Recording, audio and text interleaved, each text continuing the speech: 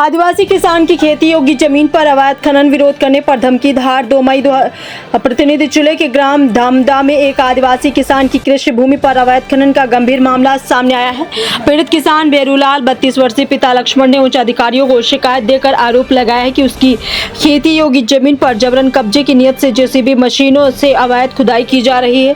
पीड़ित के अनुसार गाँव के ही कृष्णा पाटीदार एवं उसके सहयोगी पवन पाटीदार निवासी दसाई द्वारा बिना किसी वैध अनुमति के खेत में जेसीबी मशीनों से खुदाई की जा रही है। डंपर ट्रॉले के माध्यम से दिन रात मिट्टी का परिवहन किया जा रहा है, जिससे करीब 3 बीघा कृषि भूमि बुरी तरह प्रभावित हो चुकी है।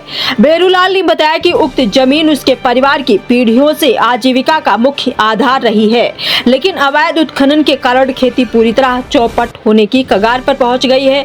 मामले में एक अहम पहलू ये भी सामने आया है कि शासकीय तालाब के गहरीकरण के नाम पर लगभग 52 बीघा क्षेत्र में कार्य दर्शाया जा रहा है, जबकि वास्तविकता में कार्रवाई सीमित रूप से किसान की भूमि पर की जा रही है, जिसे पूरे मामले पर संदेह के बादल मंडरा रहे हैं। पीड़ित ने आरोप लगाया है कि विरोध करने पर आरोपियों द्वारा मारपीट का प्रयास किया गया तथा जान से मारने की धमकी दी गई। साथ ही जमीन छोड़ने का दबाव बनाया जा रहा है और फसल नष्ट करने एवं बोरिंग मोटर नहीं चलने देने की धमकियां भी दी जा रही हैं। शिकायत में यह भी उल्लेख किया गया है कि क्षेत्र में काली मिट्टी का बड़े पैमाने पर अवैध उत्खनन कर उसका व्यापार किया जा रहा है, जिससे मोटा लाभ कमाया जा रहा है। इसके बावजूद खनन एवं राजस्व विभाग द्वारा अब तक कोई ठोस कार्रवाई नहीं किए जाने से प्रशासन की कार्यप्रणाली पर सवाल उठ रहे हैं।